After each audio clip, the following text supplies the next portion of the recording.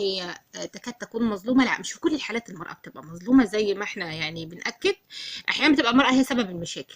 ويمكن باشمهندسه زينب قالت جزئيه وهي في مداخلتها بتقول العامل الكبير بيبقى على الام احيانا. انا عايزه اقول لك ان في نماذج انا يمكن شاهدتها جوه المجتمع، ان بتبقى الام هي سبب لا مش مختلفة معاكي. بتبقى سبب المشكله واحنا حقيقي مش اتكلمنا البنت. لا لا احنا اتكلمنا قبل كده اتكلمنا في الجزئيات دي كتير. جزئية ان اه دور الأسرة لابد ان يكون داعم ومساند ومهم جدا في استقرار هذا البيت الصغير اللي لسه تمام. بيبتدي. هو ايه يعني لو تبقى ما بيحصلش يبقوا اتنين لسه يعني كان بينهم شيء من السكن ومن المودة مفروض والرحمة، وان ان بعد منها بحاجة بسيطة جدا محاكم وانذار طاعة، وهي تجري ورا المحامين والمحامي ده يعيدها ان هو هيجيب لها حقها.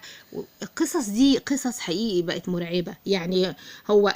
هو فهم موضوع الزواج يعني ان هو ده بصي ميثاق غليظ اصلا يعني ليه.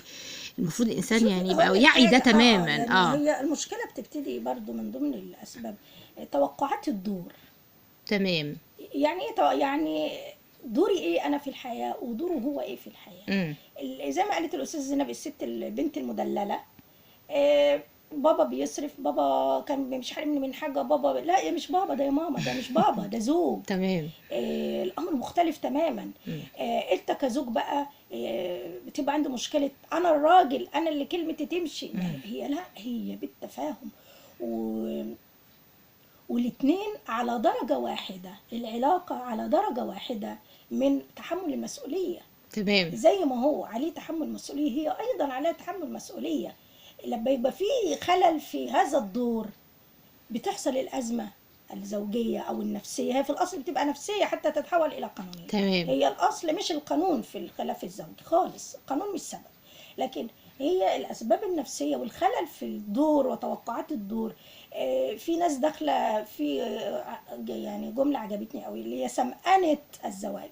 سمقنت. سمأنة الزواج ايه من مقصود بيه؟ السينما. من السينما تمام. الزواج. تمام. وهي دي توقعات الدور بقى. اه ان انا متجوزه هيفسحني ويوديني ويخرجني وكل يوم في حته وكل يوم هنا وكل يوم هنا. بيحصل التوقع ده. تمام. لان ممكن اكون مستمده ثقافه الزواج من السينما، تمام.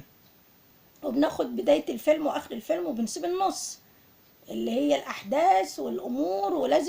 ولازم في النهايه المخرج لازم بيريح الناس المشاهدين في ان تطلع الصوره حلوه وطلع بالفستان الابيض. بس ده حضرتك ودي تبقى بالنهايه. لا هي دي مش النهايه. تمام. دي احنا عندنا البدايه.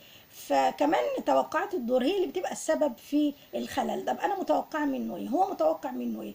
ما يديش كل واحد دور اكتر من التاني. دور اكتر من التاني. طب هي بتقدر لما بتعترض على انذار الطاعه بتقدر توصل لحاجه استاذ عبير ولا لا في الغالب؟ هو بيبقى خلي بالك عمل الاثبات صعب جدا ليه؟ لان الخلافات الاسريه تمام صعب تجيبي شاهد عليها. يعني تمام. صعب جدا على فكره صعب. طب هل بتستجيب؟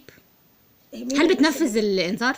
لا بصي بس عايزه افهم الناس ان انذار الطاعه اوعى نفتكر في ناس كتير فكرتها على انذار الطاعه والدخول في الطاعه اللي هو فيلم فاتن حمامه. ايوه طبعا انا لسه كنت هقول. لا اتغيرت خالص يعني. ان احنا عارفين زمان كانت الافلام بتناقش معظم المشكلات حقيقي الاجتماعيه. الشرطه في ست تيجي منوره كده الشرطه تيجي تاخدني وتوديني البيت وهو حاطط بقى في دماغه هيجيب الحصيره والقله ومش عارفه ايه. لا خالص خالص خالص خالص. تمام. مش كده تمام. مش كده صح.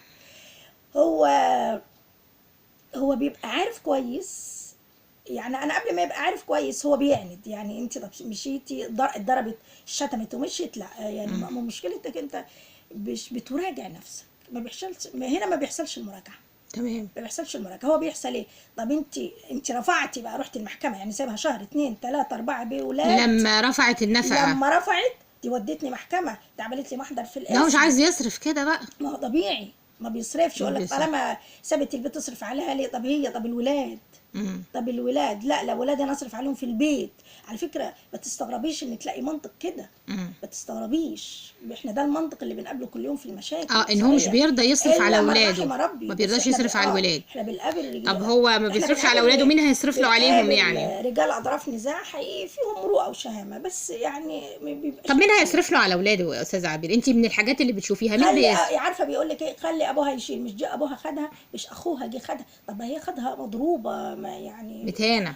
معلش يعني اعتذر مشتومه متهانه. ما بيصرفش في البيت. التلاجة تروحي تلاقيها فاضيه ما يعني في مشاكل كتير جدا جدا.